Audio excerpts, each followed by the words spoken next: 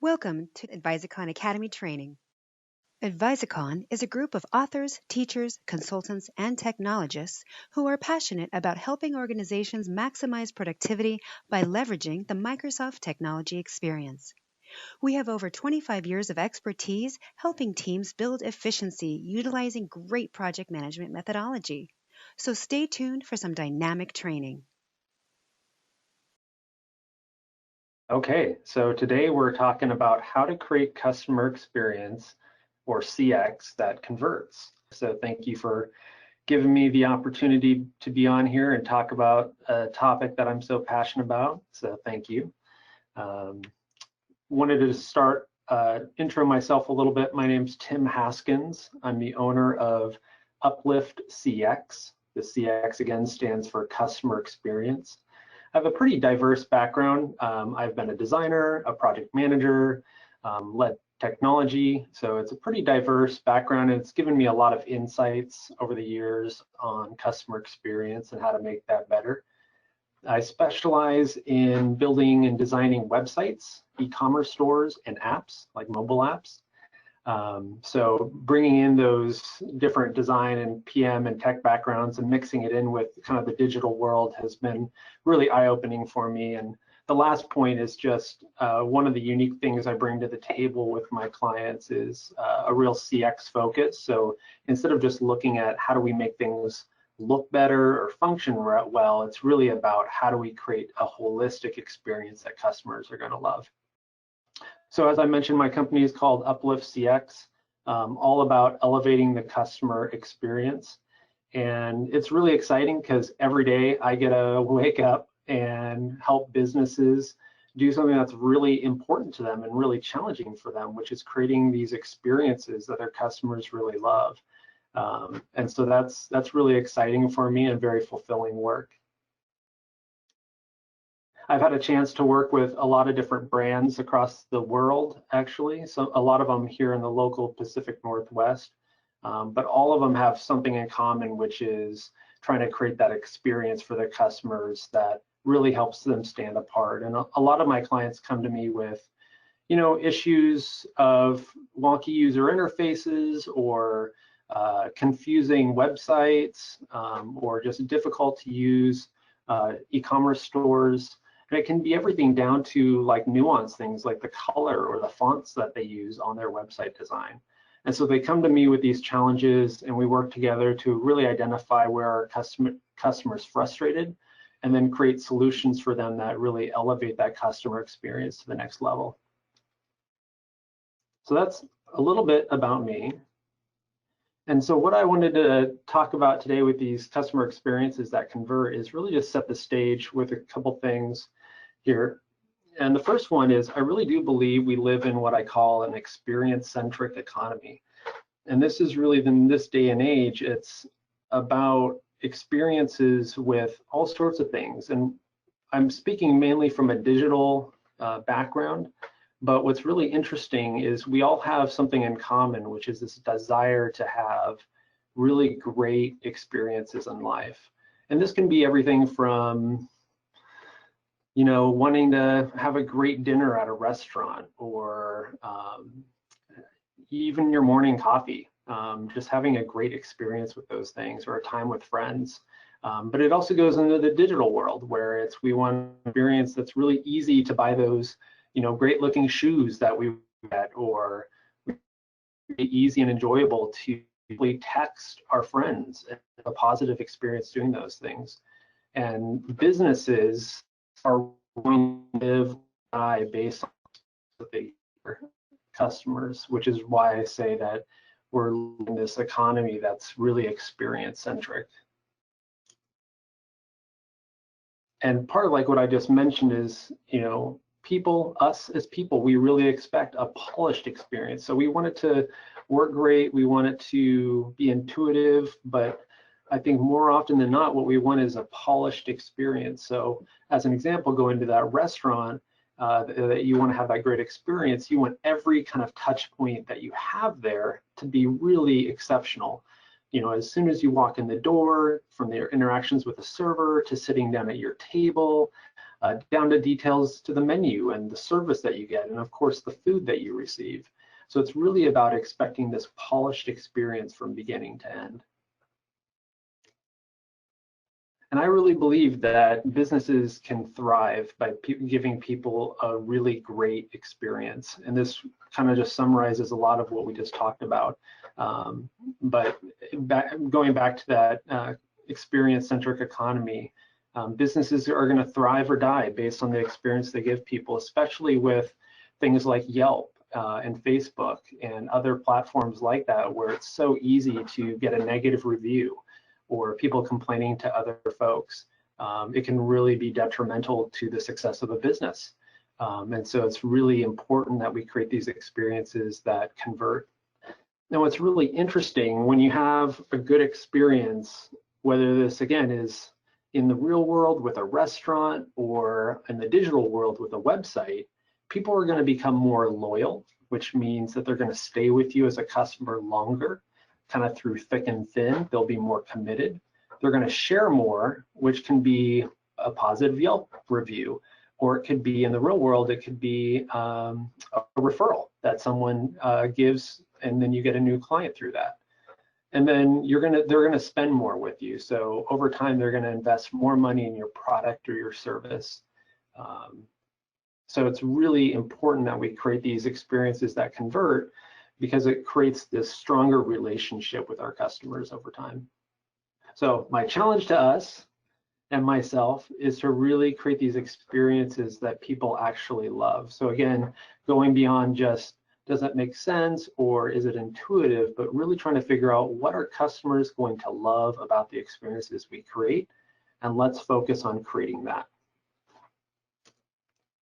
So kind of take a few steps back. What is CX? CX again stands for customer experience, but what I believe is it really comes down to every interaction someone has with you, your company, your product, or your service.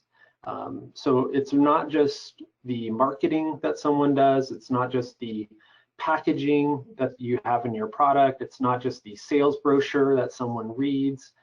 It's really every single interaction someone has with you, or your company, or your product or service. And this could be every phone call that they have with you, every chat they have with customer service, every click on your website. It really is every interaction. The sum of all those really makes up CX, or the customer experience. So why should we even care about creating a good CX? And we've touched on a few of these things, but I wanted to walk through a couple stats I thought were really eye-opening. One, customers, 74% of customers said that a good CX impacted their enthusiasm for becoming advocates, for becoming people who advocate to others to buy this product or service. So 74% of people said that the CX really influenced their enthusiasm level for becoming those advocates. And what's interesting, as I mentioned before, is 60% of consumers were willing to pay more because of a better CX that they received. And 84% felt that the CX is as important as the actual product or service. So a lot of times we think our product or service is the important thing, but the way in which people interact with that product or service, 84% felt like that was more important than the actual product or service. And this one really surprised me, is 80% of business owners believe that their CX was great, but only 8% of customers actually agreed with that. And that was pretty staggering for me to see, that only 8% of customers agreed that the CX from a company's product or service was great. So what is CX that converts? As I mentioned before, it's really about making every interaction engaging and frictionless. So we want to make sure that every one of those touch points, every one of those interactions, again, a phone call, talking with customer service, a sales brochure, visiting the website, all of those interactions are engaging and frictionless. And I'll go into a little bit more detail about what friction. So how do we create a great CX? We've got to get rid of the friction. And the friction is really any of those touch points along the way that rubs people the wrong way. That's confusing, irritating, frustrating to interact with, or to read, or to engage with. That's what we call the friction. And it can be a meeting that goes long. It could be a project that someone's interacting with that goes off the rails, or it could be a product that's clunky to use, or a website that's confusing to get the right information that you're looking for. So it can really be a lot of things. Again, oftentimes we think of the customer experience as simply being the product or service, but it can be all those little nuanced steps along the way. So how do we find the friction? So there's a handful of things here that I think are really important. The first one is to get 360-degree feedback, and I'll go into some more details of each of these, because it's really important that we have a holistic picture of how people are currently engaging or interacting with our product or service. And then we want to work backwards from great. So we really want to have this aspirational idea of what the best experience possible is that we can create for our customers, and then work backwards from there. We want to make a map of each step along the way, and then we want to put on our hunting hats and go hunting for the actual friction. So let's talk about getting 360 feedback. There's a lot of different ways to get feedback. You can do NPS, which is Net Promoter Score. You can do polls and surveys. You can look at analytics, especially if you're looking at from a website standpoint. You can talk to employees of your customer's business, or employees within your own company, to understand what are they hearing about the experience people have with your product or service. You can talk directly to your clients to get feedback from them. They are typically a great source because you're talking to the people that are directly having that experience with your product or service. And then finally, one of the areas that is often overlooked is talking with customer service. Again, that could be at your, if you're doing B2B, it could be at your customers' customer service, as well as your own customer service. Oftentimes those folks are on the front lines of getting the feedback and complaints from people. And so it's a valuable resource to understand where is that friction that people are experiencing, and how do we kind of get out in front of that for our customers. So the next step was start with great. So to start with great, I think it's really important to get in touch with your mission, your vision, and your values. And a lot of businesses have these. So it's really important to get in touch with those, because we want to start with that being our foundation. And the reason for that is, if we don't start with that as our foundation, the experience may be inconsistent with what they experience at every touch point. It might introduce friction, and it might become confusing to people, because they might hear one thing from the business overall, or from certain employees, or from marketing, and then what you give them is a different experience that doesn't line up with what they've heard before. So it's really important to get in touch with those three core areas, because those are really going to influence the experience that you create. The next step you want to do is map it out. So a handful of things that you want to do within mapping it out is, one, just simply list out each step. And this could be as simple as sticky notes on a whiteboard, or just on a piece of paper. It doesn't have to be fancy, but it's really about listing out each step along the way, from the very first time that they hear about your product or service, to engaging with it, to purchasing it, all the way through ownership of that, and then beyond. And so it's really about, let's list out every step along the way. And typically I start with something that's really high level, and then get more and more granular each time I kind of go through that process. And then once you have that listed out, you can look at, well, what's missing in this experience? And that could be a whole lot of things. And it could be missing functionality. It could be missing information or services along the way.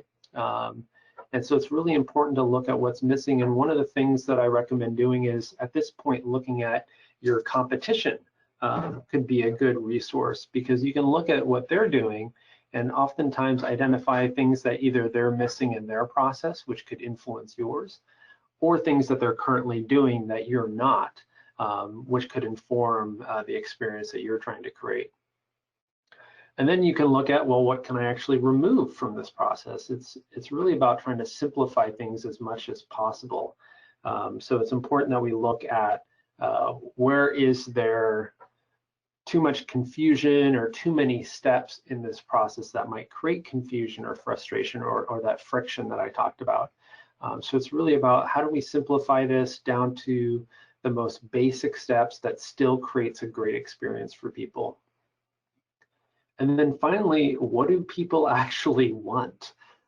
So we have all these ideas about what we want customers to go through, and this is where your 360 feedback comes into play, is really understanding what do people want, and that can really influence the steps along the way, because we might have a step in there, or several steps that are really driven by our own internal needs.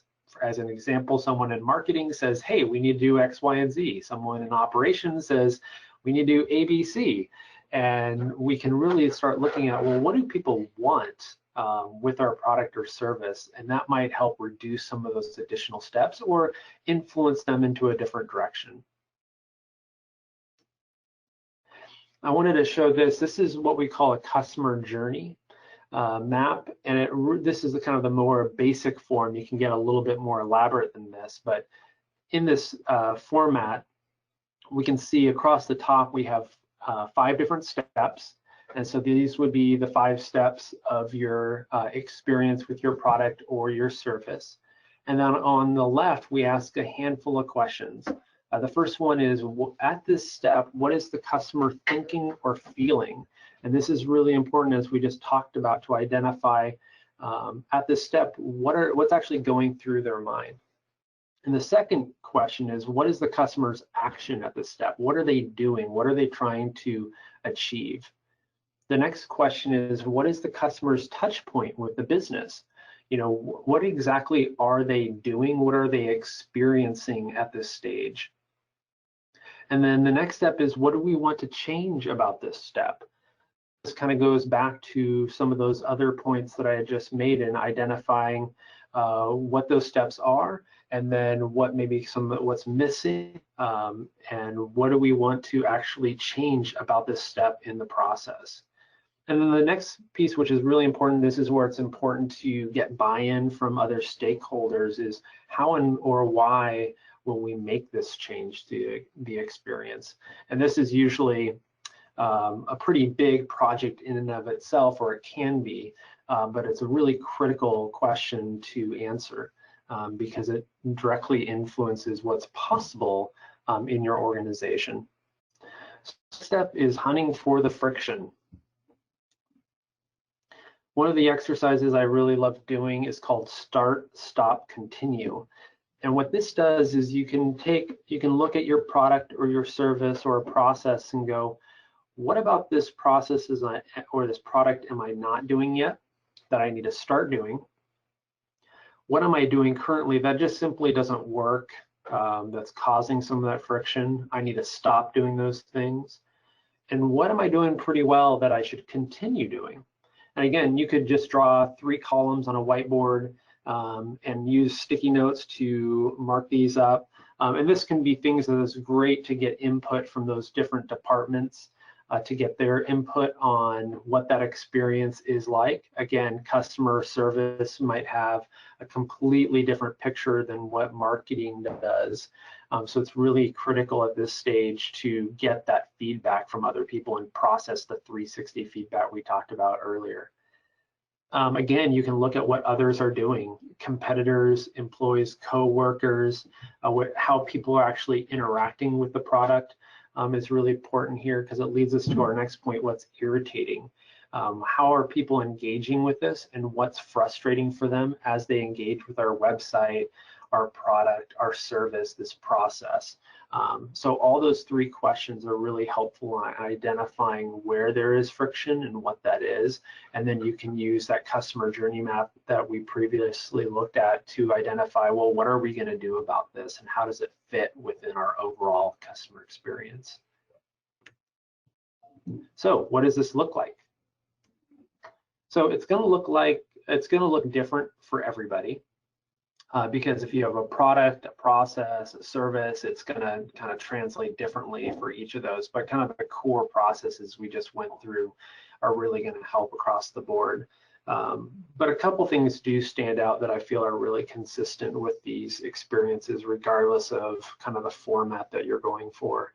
Is one, you really want to anticipate the needs. That's what we're doing a lot of. We're looking at, what the feedback is. We're looking at where there's friction, we're mapping things out. It's all about how do we anticipate the needs of our customers, even before they know that they're needs.